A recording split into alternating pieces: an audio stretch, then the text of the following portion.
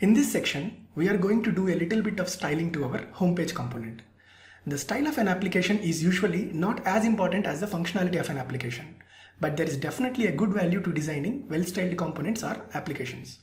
Proper styling can provide clarity of features and can help users to understand and use the application more easily. Better user interface and user experience will definitely add value to the product.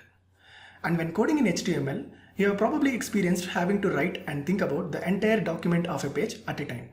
But in React, we'll be working inside of self-contained and well-encapsulated components. So instead of worrying about styling of whole application or a page, we can just work over a smaller entity called components and focus on single component at a time. Alright, let's see how we can do styling inside React. There are a couple of different ways of styling components here. We are going to look at one way of styling our components, which is called inline styling. JSX tags offers the interface for attributes as props, just like HTML tags. Every primitive element can be assigned value to a special style attribute or style prop inside the JSX tag, which takes care of styling of that element. Since this is a .js file, we have to create a style object just like how we create CSS styles. Let's create that style object now. I'm going to create a style object where style equal to like this.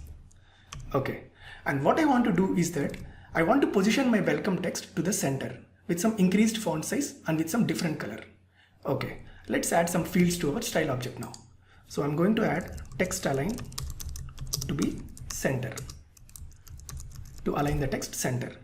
And I'm going to write font size to be 3em, which will increase the font size to 3 times the default font size. And finally, I'm going to create a field by name color and I'm going to set it to Rebecca purple. Notice the differences here with the traditional way of creating CSS styles. The actual CSS properties that spread out in multiple words are separated by hyphen, like text hyphen align, font hyphen size, etc. But here we have to follow the camel case convention. And finally, it refers to the same old traditional hyphen separated syntax only, but it's a kind of JSX way of writing CSS properties.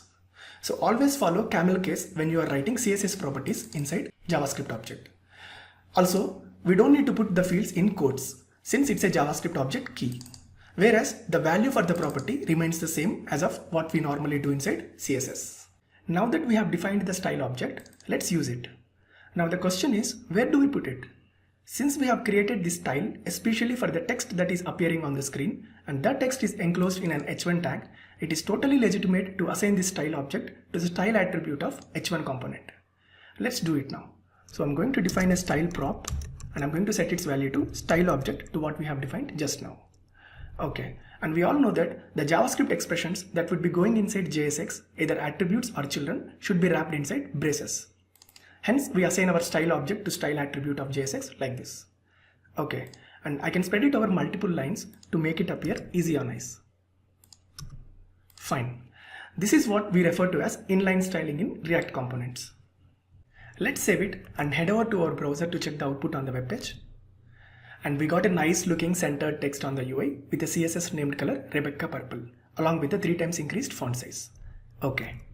Other way would be, if I don't want to create a separate style object, I can just inline the style definition inside JSX itself, like this. So I'm going to copy this style object's definition over here and let me comment out this code over here. And I'm going to paste it directly here inside JSX, like this. Note that the inner brace here signifies the JavaScript object and the outer brace to parse the JavaScript expression inside it. In this case, it's an object. Okay, let's save it and check our output on the web page. And it's the same output, same text with Rebecca purple CSS named color with increased font size. Okay.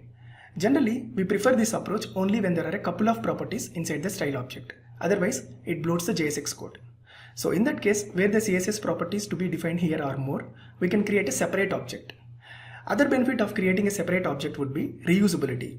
Suppose if we want to apply same styles for multiple components, then in that case, we can reuse the style object wherever it is needed. I usually prefer to define the style object separately, as it keeps my JSX code concise and makes it more readable. Let me revert back to the previous code.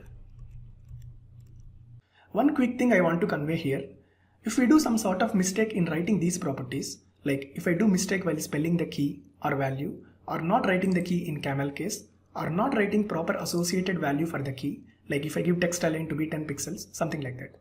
While doing these sort of things, It doesn't fail or throw any error. It simply rejects them as it couldn't match with any of the actual CSS properties. This is the same way how it works inside .css files as well. Alright. Web applications mainly consists of logic, state and markup that renders the view along with some styling. If you look at our components right now, we can do all the three things inside a component. We can add logic to the components since we are writing JavaScript code. We can keep state inside our components using class-based or stateful components. And now we have seen how to style our components directly using inline styling within the component itself. This gives components the power of being self-contained and self-sufficient without relying on external logic or CSS, which makes components really independent and reusable. That's all about inline styling of a React component for now. We'll see several different ways of styling our components as we progress further in this course. Okay, let's move on.